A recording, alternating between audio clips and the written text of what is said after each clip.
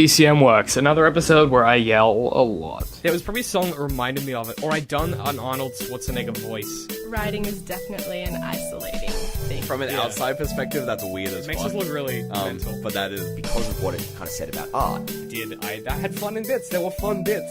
We went and bought a value pack of straps. Oh my god, we did. There's a big lesson here to learn about storytelling. Hey guys, welcome back to the Art for Artists podcast, official podcast of Digital and Creative Media Works. My name is David, DCM, creative director, lead writer, and I'm joined as always by my co-host Ben. I am very sweaty. It is the sweatiest day in It's a It warm is one. such a sweaty Brisbane we live in. We're getting the summer we've always wanted. we don't have aircon in here, and it's just a sweaty time. Speaking of which, Merry Christmas. Yeah, well, no, Good segue. not really, because this will go up in like end of January. Shit. Yeah. Merry Christmas. Merry holiday, something, I don't know. But look, Ben, this week we're talking about the storytelling of Doctor Who, The Return of Mysterio, which was the Christmas special. Merry Christmas.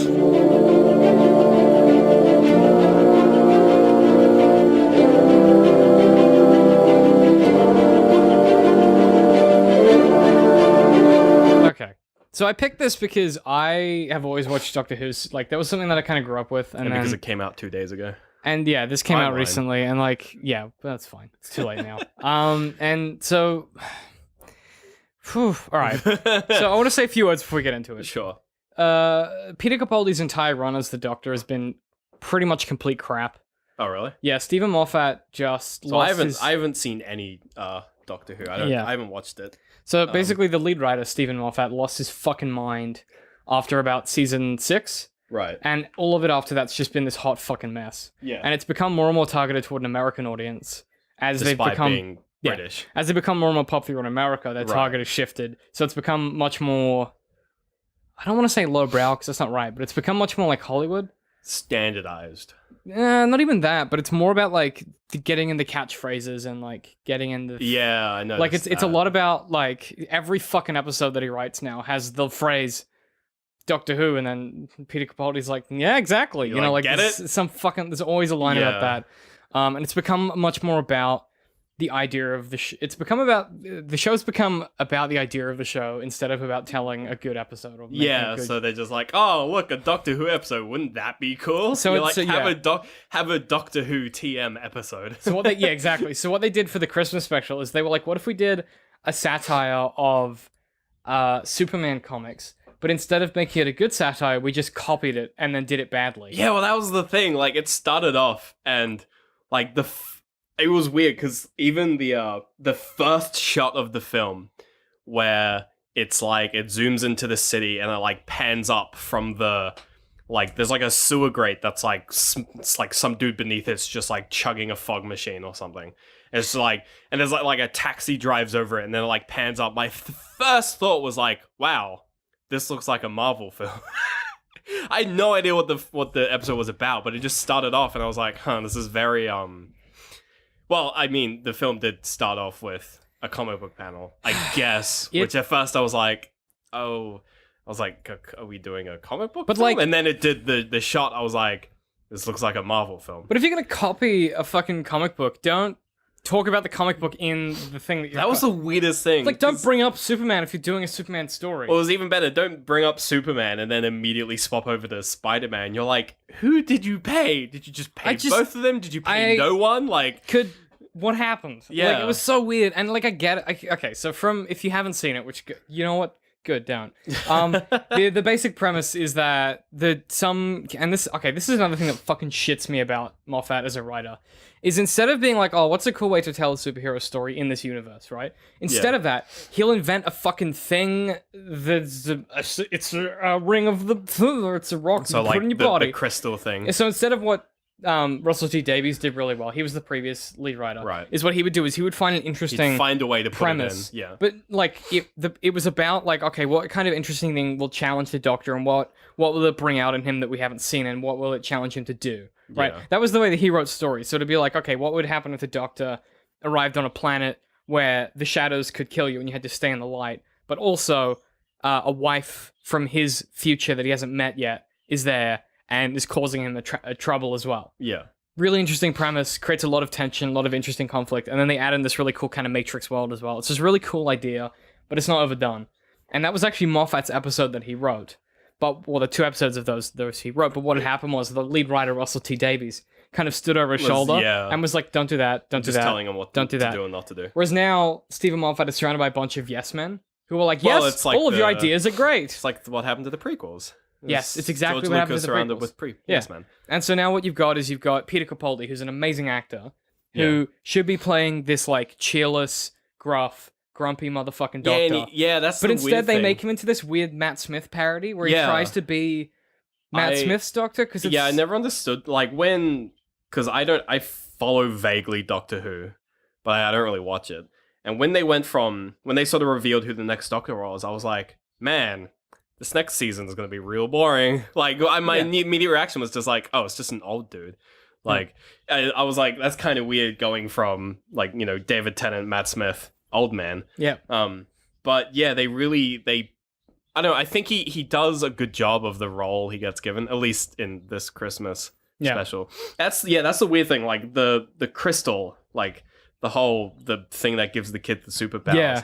Like, they're so tongue-in-cheek with, like, some parts of this episode, but then other bits which should be just silly, like the fact that he gave this kid superpowers and then just fucked off for 25 years. Yeah. They're just like, oh no, it's fully serious. Like they weird. don't really have there's no air of like ridiculousness to it, Well, because like it's just ridiculous. Like you just kind of ruined a kid's life and you're like, all right, see you later, have fun in puberty. And like one of the coolest things about what they used to do with the show is like when that happened, there would be like a serious consequence. Like it would weigh upon the doctor because he'd be like, man, I'm real fucked up. Like he's like, and a lot of the time, like one of the biggest things is that he'll come into someone's life and do all these amazing things and then leave again because that's what he does. And it like really fucks people up when he does that because they're like, how do I go back to normal life? Yeah. And that was a big treatment in like the sort of 3rd and 4th seasons of the show, of the reboot of the show, was like, okay, well, what kind of impact does he have?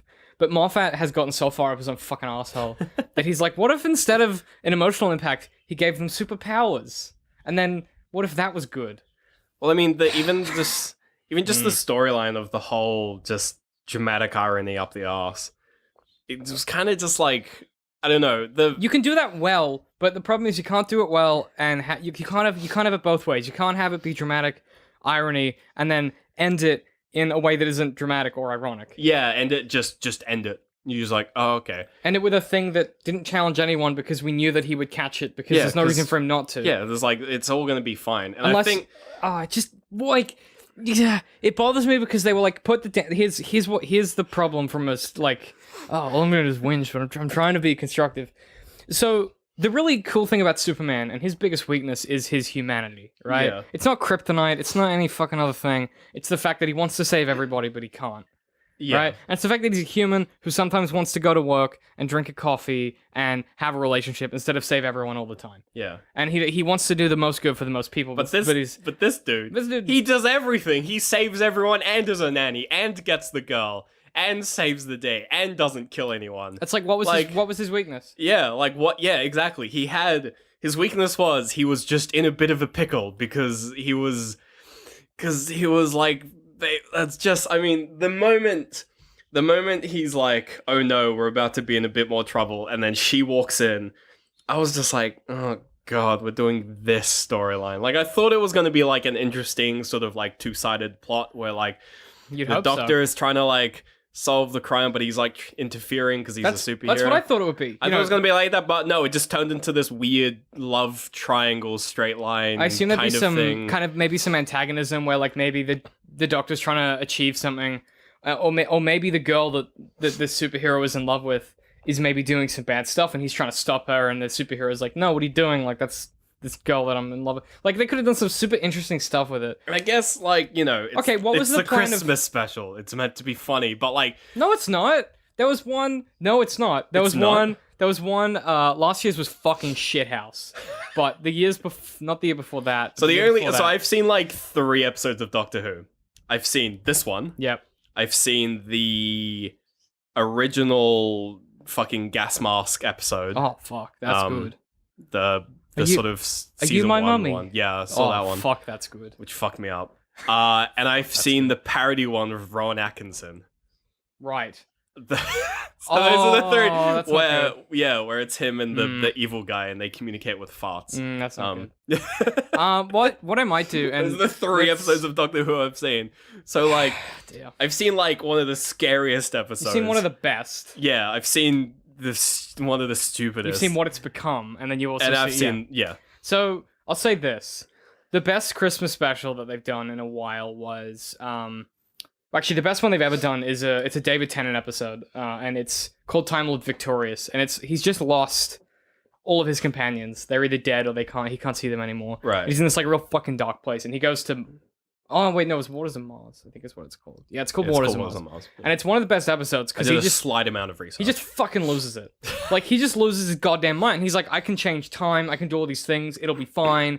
I'm a fucking Time Lord. Time will bend to me. I'm gonna do this because I'm sick of being fucking ruled by these rules that I've invented. I'm gonna fucking do whatever I want. Yeah. And so he changes history, and he brings this woman back who was supposed to die, who martyrs herself and starts like space exploration on a large scale. Sure. But he's like, no, I'm gonna fucking save her because sometimes you can't save everyone. Yeah. And so he's like, great, I did it.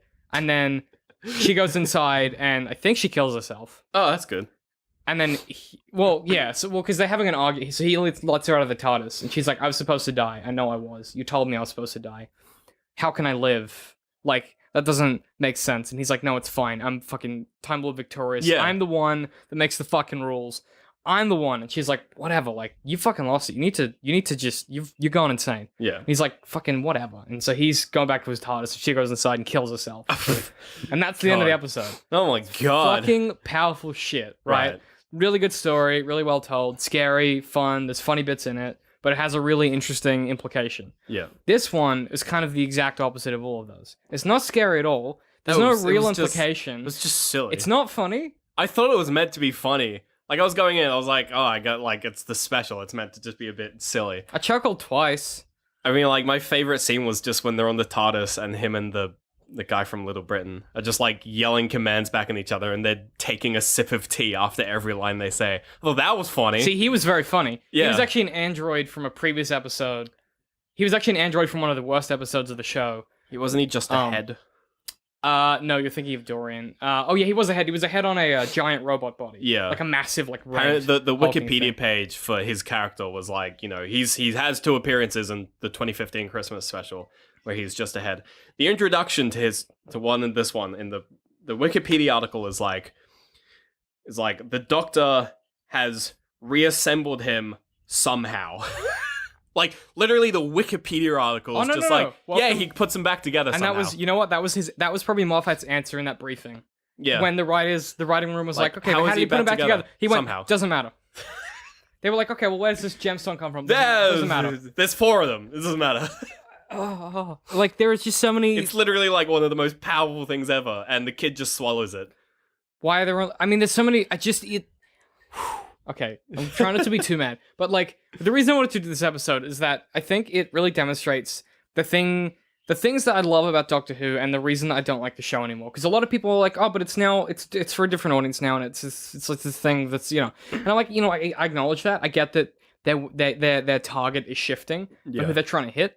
But you can't have it both ways. What you're trying to do now is you're trying to make this show that's like explosive and appeals to this American action audience for some reason, instead of what it was, which was like a space soap opera, and like one of the best space soap operas. Space opera With like this incredibly sad, you know, character who pretends to be fun and have all this fun, but he's actually like this fucking depressed, like god character who's like he's like a wounded healer. Yeah. That was his archetype. That was his character archetype. What they've done now is they've been like, what if we just made him silly all the time? I think the one thing I noticed kind of like halfway through is that it's set in like New York, which is just like the sort of quintessential US city. Like, it's New York. Not once did I notice like a difference between the meant to be British accent of the Doctor and all of his companions. Well, the Doctor's Scottish in this.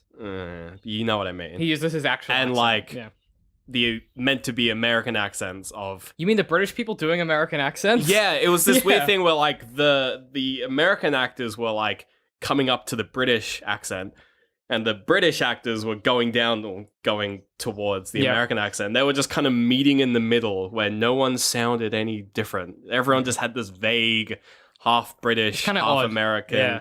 It was like, I get, you're trying to make it, you're just telling a story in New York, but, they have all these, like, weird references to the fact that, oh, look, we're so British, we're drinking tea. And then you have the other side of, like, you're in New York. They had so many opportunities to play off that whole dynamic. Well, that was what and they just kind of did That was it. what they used to do. There was a great episode. This should be talking about good Doctor Who episodes, but there was a really good episode a while ago where it was the evolution of the Daleks, and it's set in New York when they're building the Empire State Building. Right. So it's like ages, it's a while ago. It's sort of Yeah. during, it's this great time period, and a lot of the conflict comes from the fact that they know he's British, So they just and he kinda can't give do a him convincing shit. American accent. Right, So they're yeah. like, "You're clearly not from around here," and he's like, "I don't know what you're talking about." It's real good. I like God. really interesting, and the way they treat him is interesting because they don't like British people. But this, Sure. one of the cool things about Peter Capaldi is he's playing a guy with a Scottish accent. He has a real Scottish accent in real life. Sure. But one of the best parts about him as a doctor, and one of the things that they fucking keep wasting, is that he's Scottish, and Scottish people have like a real cool way of being angry. Like they just get real quiet.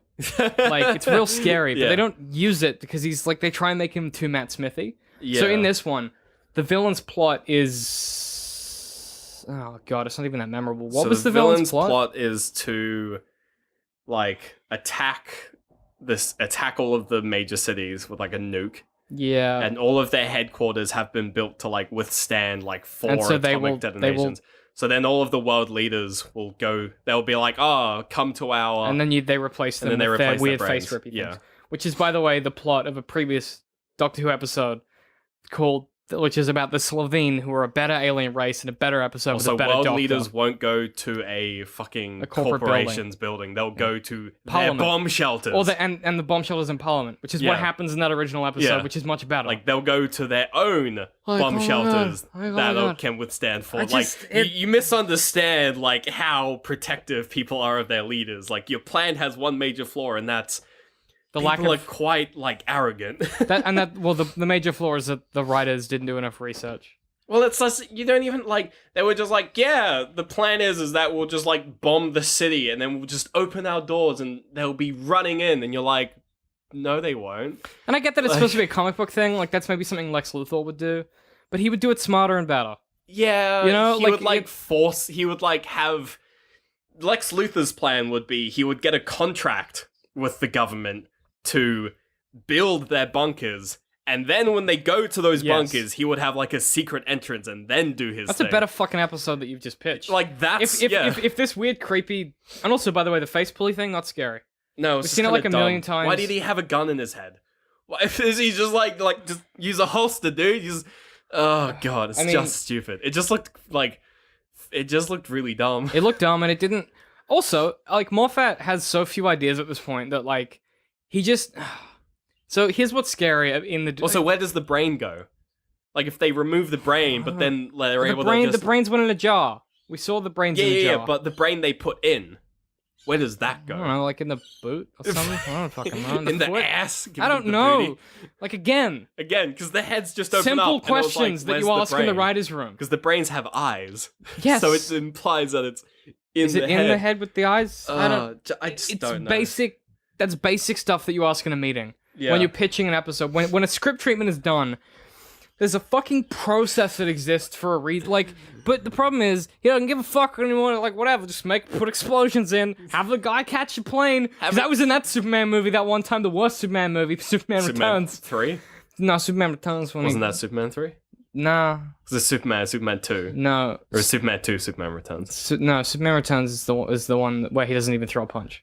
Oh, that's good. That's like the one after. Is that the this. one where he turns back time, or is that Superman? No, that's Superman 2 or 3. I don't fucking know. I fucking know. Superman yeah. Returns is the one with the Lex Luthor who's all about land deals. What's the one That's with... his master plot. It's the one with... No, that's Batman. I was thinking Mr. Freeze. That's Batman. That's Batman. Yep. I don't know what. Arnold Schwarzenegger. You're thinking Batman Forever. No. Oh, the best one. You're thinking Batman and Robin. Batman and Robin. No, look. Point being, what they tried to do is a satire of, and you know what? It's the right time.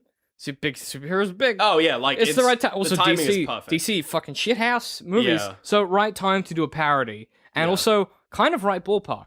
take like, you know, this guy who's just like a normal guy, but actually have him be able to do all the things that superheroes seem to struggle with. Yeah. That's actually okay. I'm fine with that. They didn't go like the epic movie parody film way where they just make him goofy and make him like shit his pants and it was or stuff. fun, and he was just basically Clark Kent, except he's a babysitter, which is kind of fun. I thought the babysitter thing was funny. Like, it was a fun I dynamic. thought that was really clever. But what bothered me is that they were so obsessed with getting punchlines in that nothing was funny.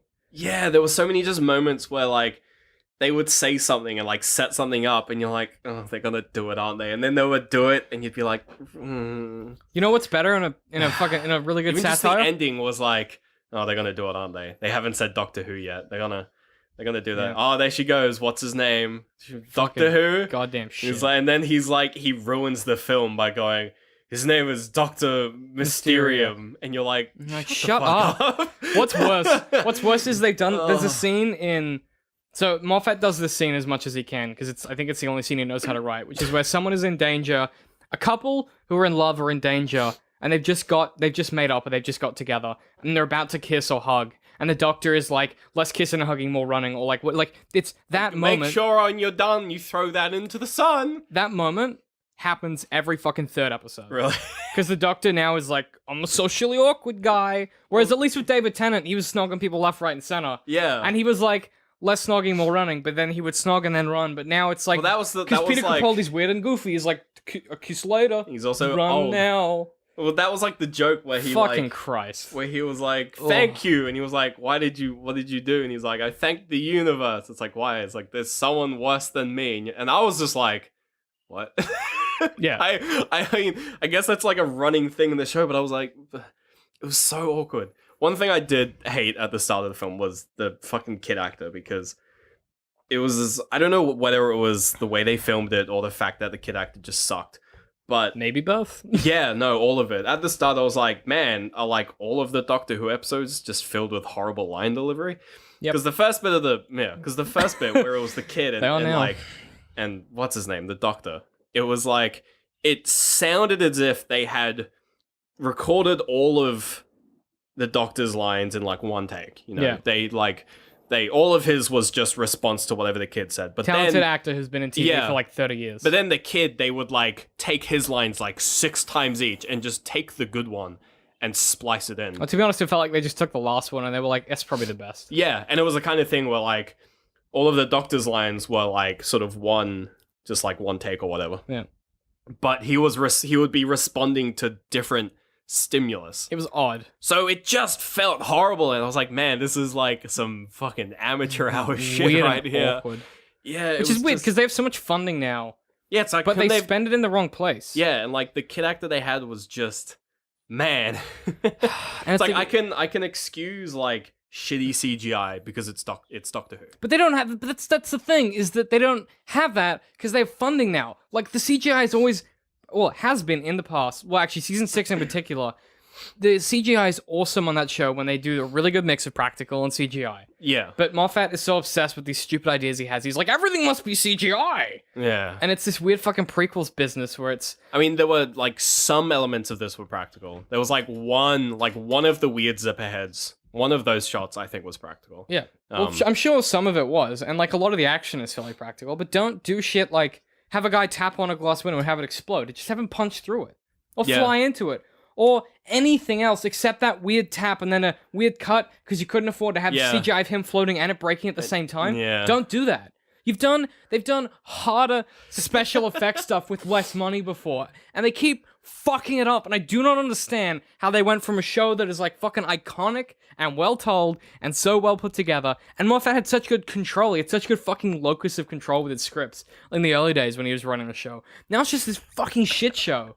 And I don't know if it's because he's popular or what happened, but he's just lost his fucking mind. And he's like, I mean, there's literally a fucking shot in this episode where my dad turned to me and he went, what just happened? And I was like, what do you mean? He's like, I don't understand the way that shot was framed. So we rewound it.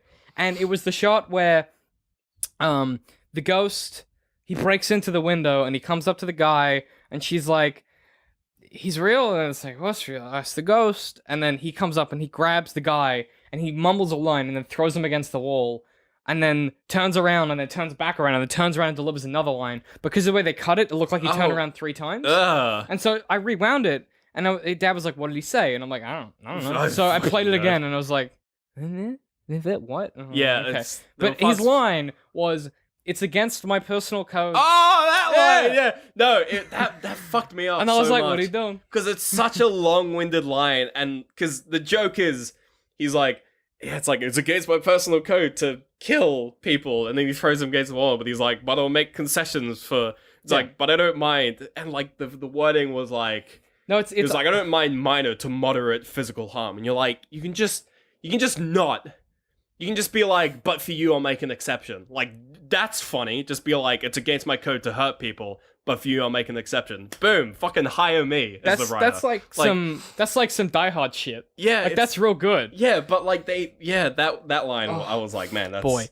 I mean, that was the first big. Well, no, actually, that's not true. There were many red flags before that, but that for me, I was like, oh, it's just a classic. Well, I think the Marvel. problem with that is that it's the kind of line where if we had already known that he was like sort of a bit of a bumbling idiot, then that line would have been funnier because you'd be like, oh, if he wasn't a great superhero and he was like, Yeah. Here for justice. like that line was, because that line sets up, it kind of almost sets up the bit later on where he's just like, where he saves the people in the burning building, and he's like, this is why you should have smoke alarms. and you're like, oh, what a fucking dip. Yeah, and you're Like, like, what a ditz. I don't mind that because that's like, It's he's fun. just kind of nerdy. He's not Yeah. real good at it. Yeah. But it's the kind of thing where it's just like they start him off like real dumb straight away, and you're like, but he looks, he has that air about him where he looks cool, but he just acts like a fucking dip. And he was raised on comic books, so he should know how to be a good comic book hero. Yeah. Like, he should be like the better version of Superman and Batman This was just combined.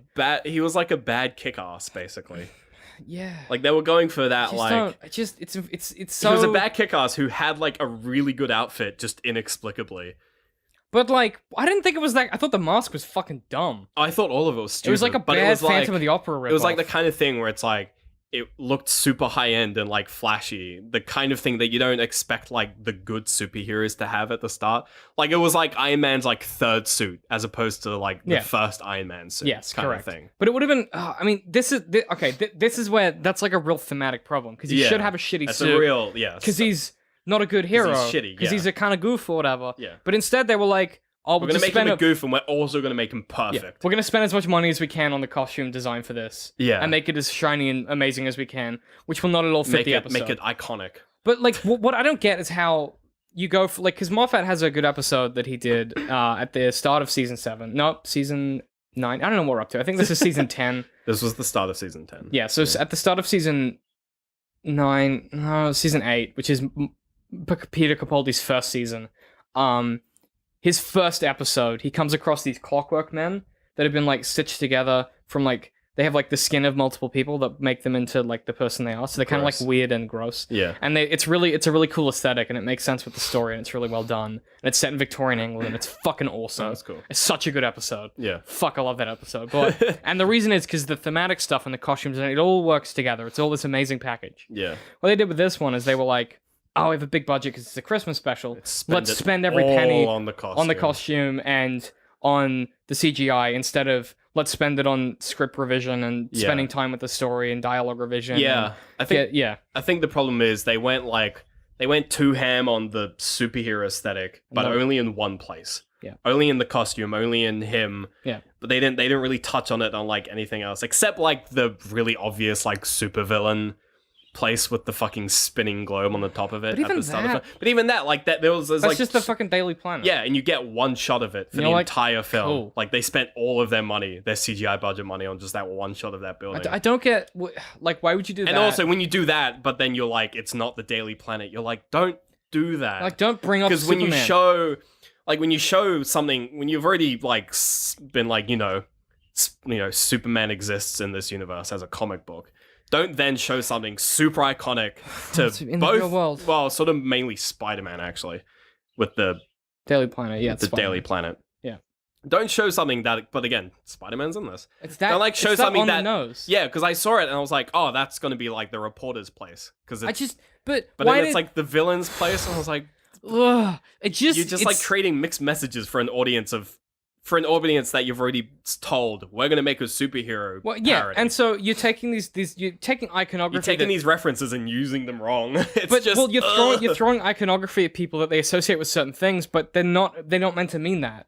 And so it's like, well, why are you surprised when your audience doesn't know what the fuck is going on? yeah, Oh, it's infuriating because there is so much good stuff in the show still. Like, there's good stuff. Peter Capaldi does his best, and he's underutilized. And every now and then he'll have the fucking episode where he just kicks it out of the park. yeah, And like, he's so weird. I don't know. He's weird, but not in a good way. right. Matt Smith was weird in the best way. Like, he was like this kid He just he person fit who was the like role. real goofy, but he had this really cool like dark side to him. I think part of that it was very convincing. he was the first one to do it like super goofy, kind of. Well, kind of, because David Tennant was awesome because he was kind of this gangly, runabout, like hard and fast kind of crazy guy, and then Matt Smith was this kind of gangly, awkward, Goofy. giraffe person. Yeah. But that was sort of, it felt very affected a lot of the time because he was actually quite.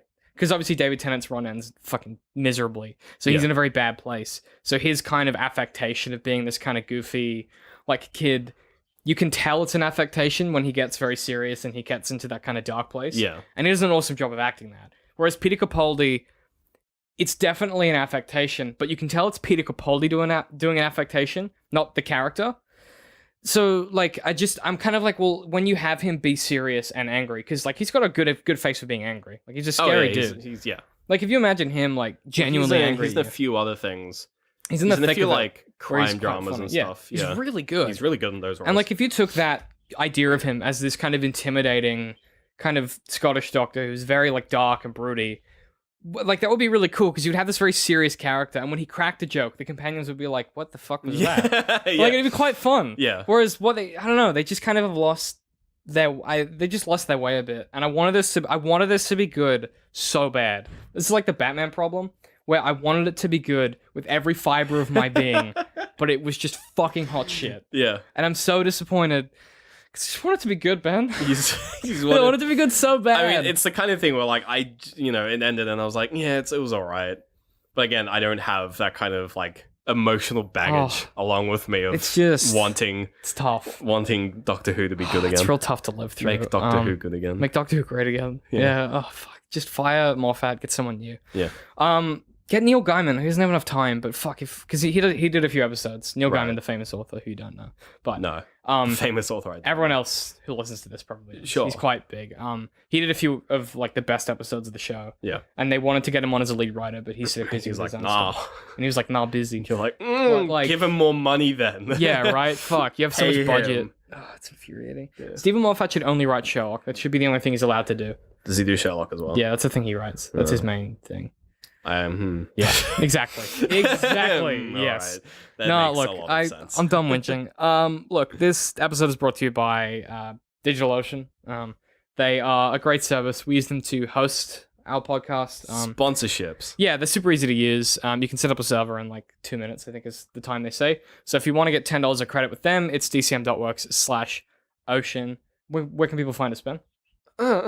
Oh. Twitter. That was like you sounded like you kind of been punched in the solar plexus. You're like, Twitter. Twitter, yeah. Facebook. YouTube. Patreon. Patreon. All the good places. Redbubble.com Ooh. /people We- /DCM works. There is now an official Art for Artists t-shirt, I think. Oh, really? Yeah, it's Wow, the logo. That's cool. With the words. With the words? Yeah. Right. Yep. That's a good way to end. Look, I've been. I'm at DCM. I hate pie. I'm at literal I almost citrus. fucked that up. See you guys next week. It was probably a song that reminded me of it, or I'd done an Arnold Schwarzenegger voice. Writing is definitely an isolating thing. From an outside perspective, that's weird as It makes fuck. us look really mental. But that is because of what it kind of said about art. I had fun in bits. There were fun bits. We went and bought a value pack of straps. Oh my god, we did. There's a big lesson here to learn about storytelling.